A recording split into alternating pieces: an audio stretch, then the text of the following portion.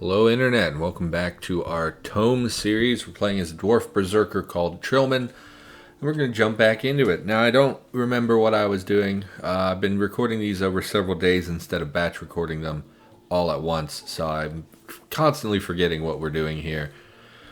We're in a small town. This is where the alchemist was. I think we're in search of a new location to fool around in, to kill some stuff, to continue leveling up. We're level 9, which is great. I know we get an achievement at level 10. Oh boy, I'm excited. Can't move through forest apparently. This world map, if I'm being honest, if it's just what's in the upper right corner of that little mini map, there's really not going to be as much as I thought there would be. Gate into the maze. Let's go in here. See what we've got. Maybe Minotaurs? Okay, no message about how dangerous it is, so presumably we're an okay level to be here.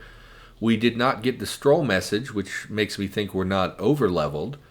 And I kind of was thinking about that between episodes. I think we should not use stroll. I think we should fight through every level if we have the chance because of the increased loot that we would get, and also because it has a chance of spawning named enemies, which is where we've been getting most of our good equipment, has been named enemies, which is cool.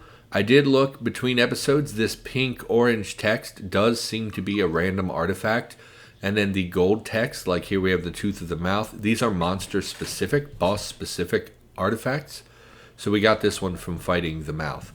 And then they have a small chance to drop every time you would kill that particular boss creature. So I looked up the tooth of the mouth. I think it was like 60-some-odd% chance of dropping this item, so that's pretty neat. And then the pinks are random artifacts. We really want more of those, I think, because those have a chance.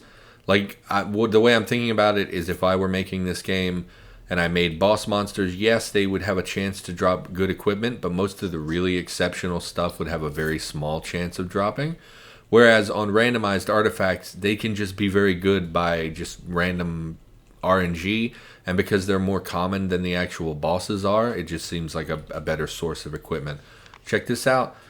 A diary from the maze. Dear Diary, lessons are off this week as my tutor has fallen ill, so I've decided to sneak out and have a wander around the old mazed ruins nearby.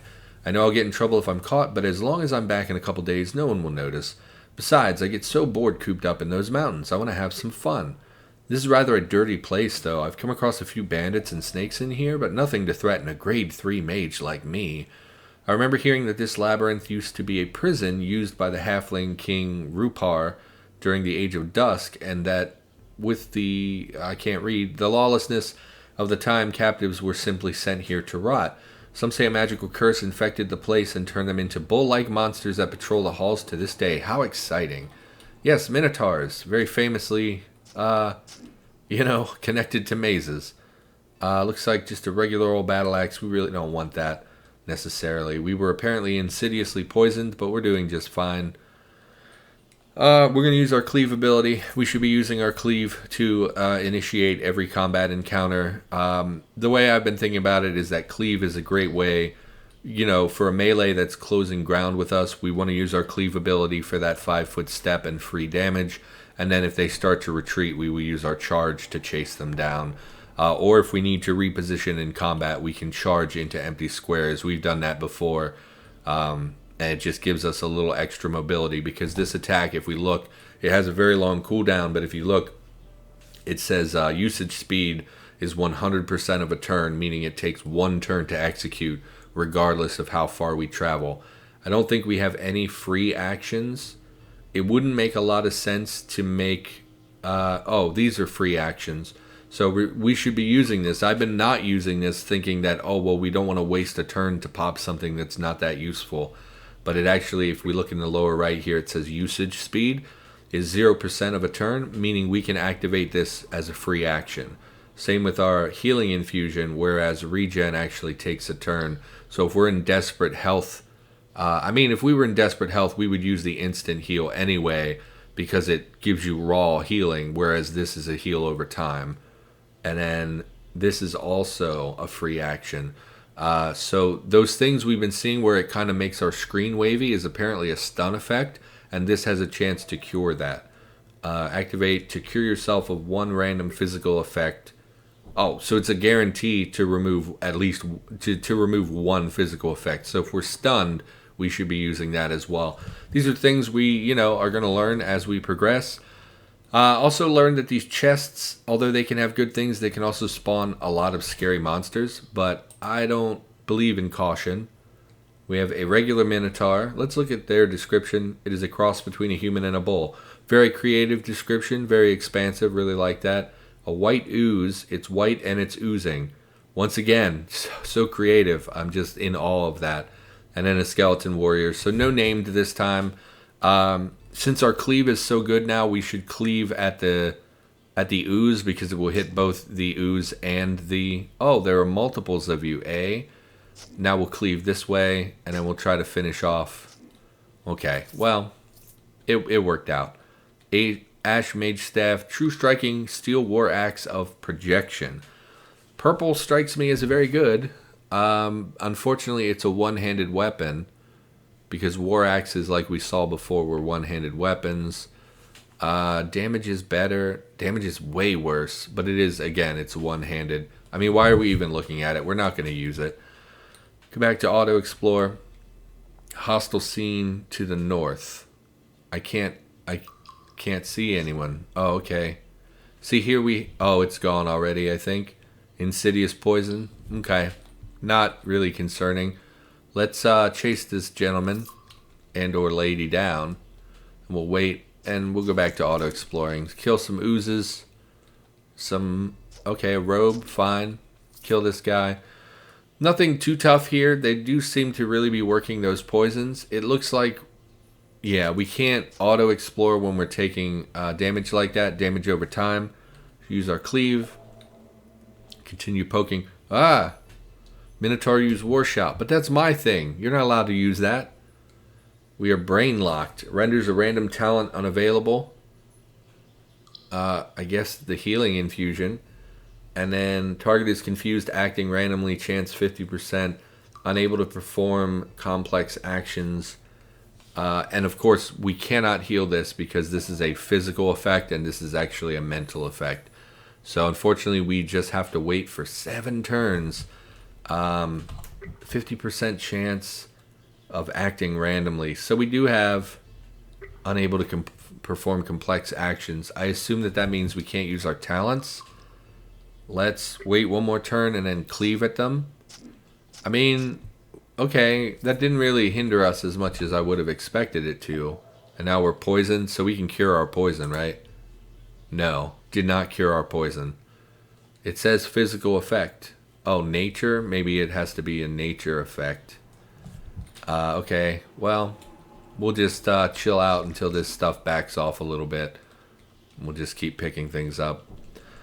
Also, the other thing I looked up was fatigue because I wasn't sure what gives us fatigue. Surely, here, this says 22% fatigue. Fatigue increases the cost of all of your talents. I believe it affects all talents, not just physical talents. Here you'll see it says stamina cost 38.7, but if we take off our chest armor and then we look at it again, 32.1. I don't remember which one we were looking at, but it seems like a flat increase of that percentage to the cost of using a talent. So basically, was it this one? No. It was spiked. Yeah, spiked. Plus 20. Yep. So we'll wear that. So I think that just flat out increases our stamina cost by 22%. And then I think also if we had magical abilities, it would also increase the cost of our mana pool or whatever. I don't know if that's true. We haven't gotten to magic users yet. I don't know that we're going to anytime soon because this really strikes me as a roguelike where you can play the same character for 50 hours, which I wasn't expecting, and I don't know if I like. I do kind of prefer... You confused me again. Well, I can confuse you right back. No, I can't because it's on cooldown. It's the ability it hit. So we'll just...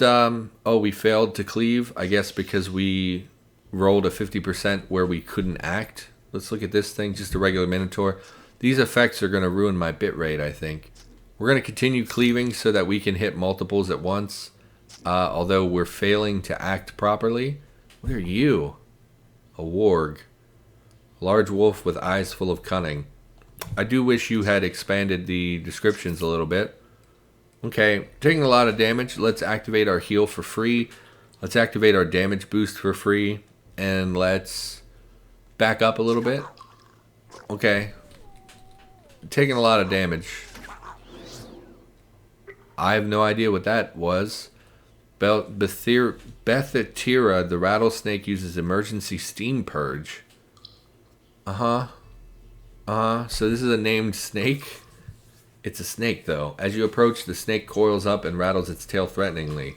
Rank rare. So presumably that will drop a named artifact. Let's kill the skeleton so we stop taking hits from 2 enemies. And then let's focus our entire attention on killing the snake. These wide hallways are not optimal. So is this isn't named? You didn't drop anything good.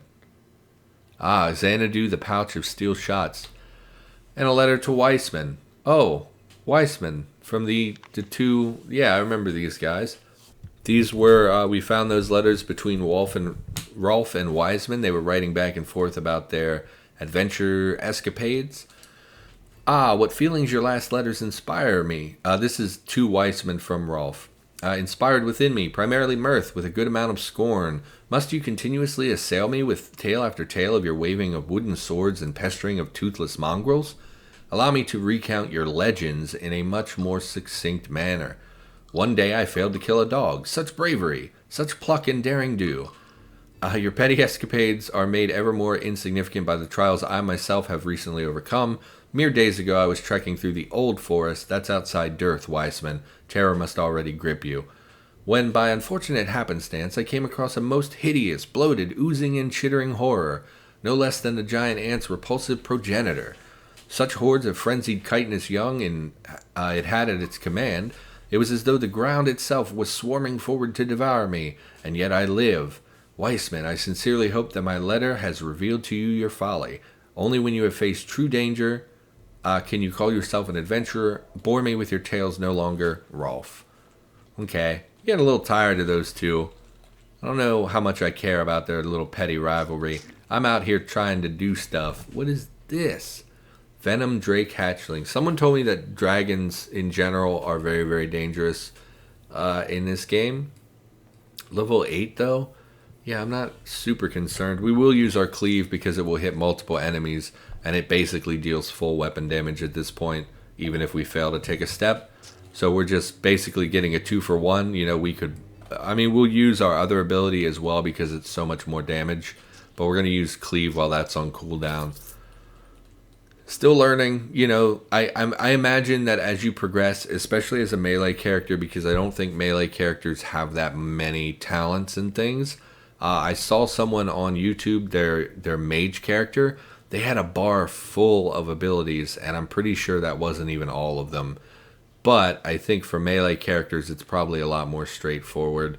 And the more we play this character, once leveling starts to slow down and we're not getting talents as rapidly, I think that we're just going to get into a rhythm of knowing what to cast when, and it'll just be a lot smoother. So I'm looking forward to that, I think, because currently I'm very much stumbling over what to do whenever I get into combat. I forget to use my abilities. Oh, another chest. Why don't we clear the area around a little bit first, just so that we don't get stacking enemies or anything. Okay. Not bad. We'll head over here. Blighted soil, no thank you. We don't want to fight over there. And, yep, looks mostly clear. So we'll go ahead and pop this. No reason not to clear out a little bit. Just, you know, prudent to take care of yourself. Literally nothing. Just a ring. Okay. Ring of Clarity. +2 Constitution. 11 spell save. We do have really bad spell save. It would not hurt to have a little bit more in the realm of spell save. It might be worth it to reduce some of our acid resistance. And it gives confusion immunity. And it gives increased stamina, as well as a mental save, which would prevent us from taking confusion, and in the first place, a chance to save against confusion. So we're definitely going to swap that out for this Ring of Clarity. Increased stamina, mental save, spell save. Okay. let's look at our character. What is our armor looking like? 81% means we can block 31 damage from any given incoming blow, assuming we block it. So from what I learned, defense is your ability to avoid attacks in the first place. So defense here is represents your chance to avoid physical melee attacks and reduce the chance you'll be knocked off balance by an enemy's attack. So this is our like dodge ability, and then armor is if we get hit, here's how much we can soak that damage before it actually hurts our health. So our armor protects us from up to 31 points of damage currently, which is really good. You know, again, I looked at a guy who was playing a mage. His armor hardness was like 40% or whatever, but his armor was like 7. And I thought, man, that's really, really squishy. But I guess as a mage, you know, you would be, but it just seems super like, okay, it just made me think our numbers were really big. But again, we're a pretty early game character. Blue Jelly's Slime Spit hits Trilman for 30 damage. Where are you, Slime? More Slime Pit. Yellow Jelly. It wasn't the Yellow Jelly, though. Maybe it'll follow us? No. Where? Invisible, I guess. Can we shout in that direction? We can't. Oh, maybe this guy. Yeah, I think it was this guy. We hit him for 96 damage. Really good. A lot of slimes all of a sudden. Oh, I thought I took more damage there. I don't know what's going on with that. Oh no, the screen is green. Why are you green? We are wet. Having its stun resistance, spell save reduced. Okay. Oh, we're frozen. Encased in ice, physical, and magical. So will this cure us? It cured us, but the screen is still green? Why am I green? Trilman is cured. Whatever, we're not frozen anymore. So that did work. We're definitely going to want to use that in those kind of situations to prevent us from, you know, if we're stunned or frozen, we're just going to take hits basically over and over until we're not frozen anymore. Which is not great. Shield, no. Oh, I just walked through a bunch of damage. Should have been paying more attention. That's my fault. Cleave. Another chest. Is that like the third one we found on this floor? Yeah, pop it open. No enemies that time either, huh? Spiked iron plate. Let's compare this to the one we're already wearing. -2 armor, -1 defense, only 18% penalty to fatigue, damage when hit. I don't know what the parentheses mean. 11. 10. So it's 1 better. Resistances. Okay. Reduced damage from unnatural. I guess unnatural is a creature type. I think the one we're wearing is better. Even though that this one is a dark blue and this one is light blue.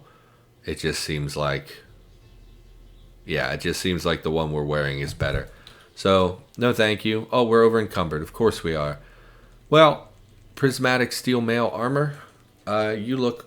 Actually, you don't look terrible, but we're not interested in you. And you have a high encumbrance value. So we're going to go ahead and drop you. Your dark blue, I feel like you're more valuable than the light blue. So we're going to keep that. We can drop some of these non-essentials.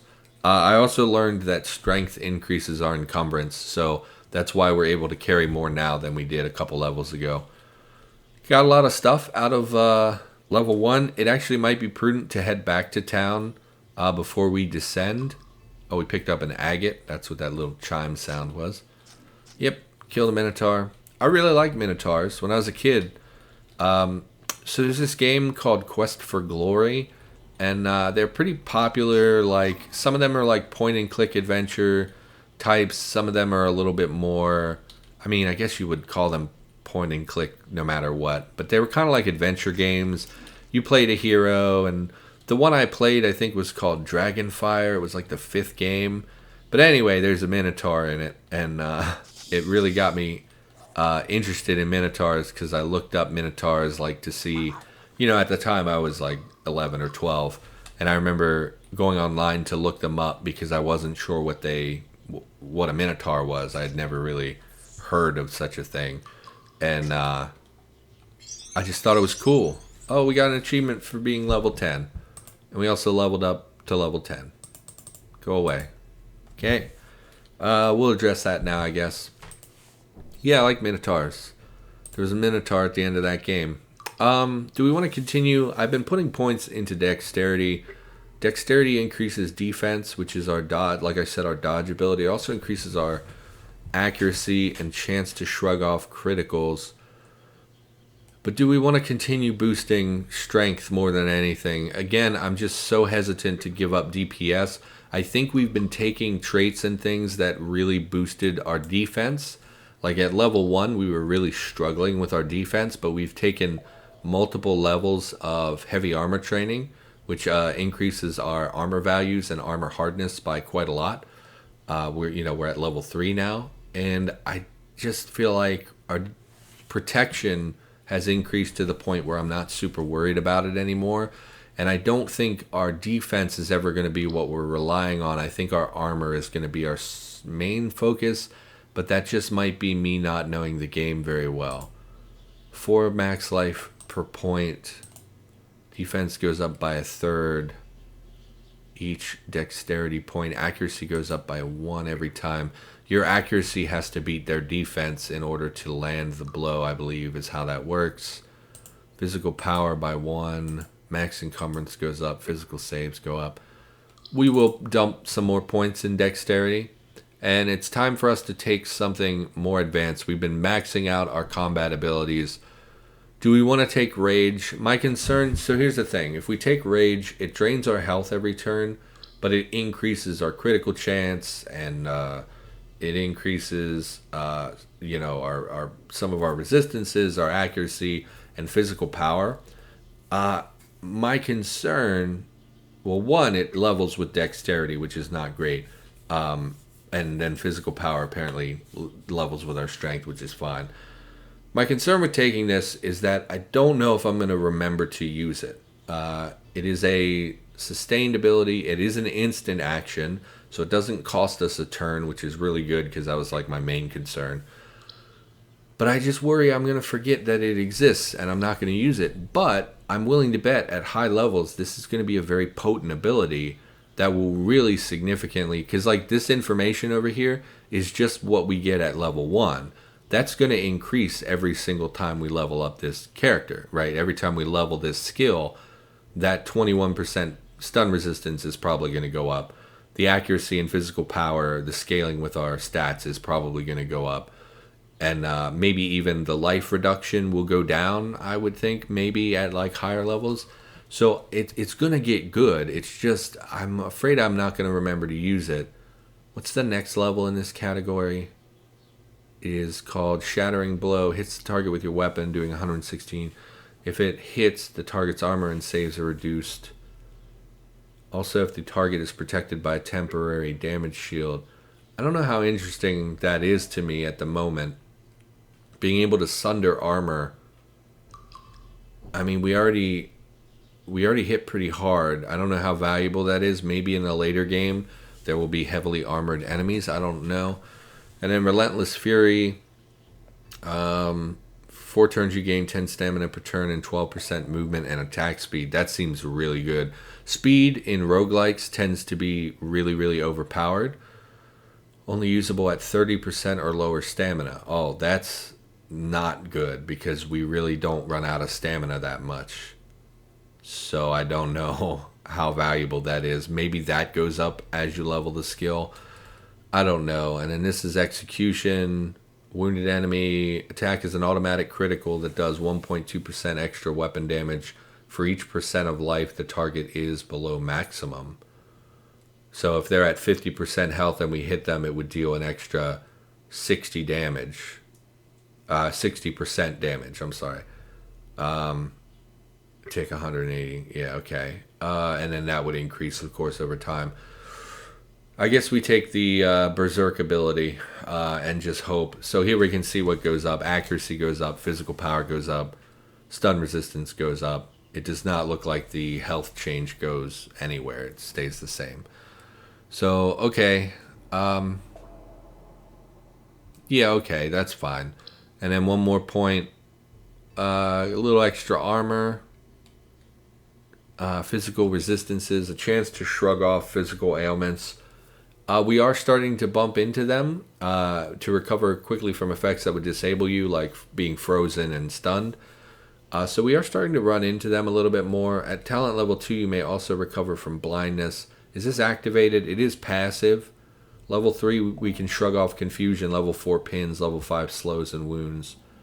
One effect may be recovered from each turn. Is there a cooldown on it? It doesn't look like a cooldown. It looks like just a free chance every turn. That seems really good, especially because we're starting to bump into those things. I'm interested in this power is money trait. It basically increases your saves based on the amount of gold that you have up to +8. And that just seems really good because we haven't been spending our gold. Oh, we have another class point? Why? Why do I have another class point? So we'll just boost our stamina or our berserk rage a little bit more. I'm interested in some of these other ones, but I don't know when we would get access to them exactly. Oh, we have a category point. Maybe level 10 we got extra points. Gain a new point at level 10, 20, and 36. Some races or items may increase them as well. You can learn a new talent category. Improve a known talent category efficiency by 2. 0.2. I don't know what efficiency is. Is that 1.3 multiplier? I don't know how that works. Learn a new inscription slot. So we can... I'm going to do this in between episodes, I think, because I'm going to need to read a lot of these and see if any of them are valuable to us. Because I don't think you want to sit here and watch me read a bunch of things. So we're going to put that off for now. Yep. We're gonna put that off for now. Probably spent too much time looking at the character menu as it is. Let's continue. Oh, we're blind. Not great. Let's back up. There you are. Hello, Minotaur. Yeah, there's just something about Minotaurs. They're cool, you know? And the lore behind them is a little weird. I think, like, Minos... it was some guy on an island. His wife, I think, sleeps with a bull... and then has a weird Minotaur baby, and guy doesn't know what to do with it, so he like builds it a labyrinth on some island. It's a weird, you know, Greek history, Roman, whatever, I don't know. Very weird. I guess Minos, I mean, I assume it's Greek. A drake hatchling, not too powerful by itself, but it usually comes with brothers and sisters. Level 9. Use our cleave here. Actually, let's activate our new rage ability. Free action. We are angry. Trilman's rage awakens.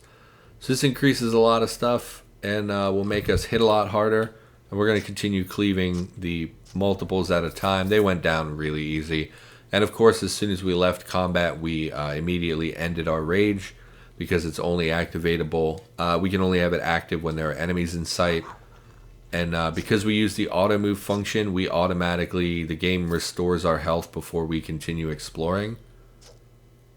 Okay, this is a really big maze. I thought we were done here. Rested for one. Oh, we have to wait for the poison to go away. That's right. Are we done now? I just want to head back to town and sell my stuff. We're going to head out of here. And we're going to walk back to town and sell our inventory before we descend to the next level. Just so that we have, you know, free space to pick stuff up. Especially because that labyrinth area does seem to be very expansive. And we're finding a lot of stuff. True striking. Yeah, we want to sell all this. None of that really jumped out at me. We didn't look at this. Does this give any passive bonuses? It doesn't say warn anything about being worn, and we're not going to be using ranged weapons, I don't think. We have enough mobility that I feel okay with our character just chasing down enemies. Sell all that stuff. Up to 242 gold. Let's see if we can expand our infusions at all. Maybe we can get a better heal. We're looking for health, healing, regeneration, and wild. and anything that scales with strength, really. Wild Infusion of the Warrior. Activate to cure yourself of one random magical or physical effect and reduce all damage taken by 17%. And it removes cross-tier effects of the affected types for free. Its effects scale with your strength. Well, here's the thing. If we activate this, it says one random physical effect, so we're guaranteed to remove... Why do we have Berserk Rage?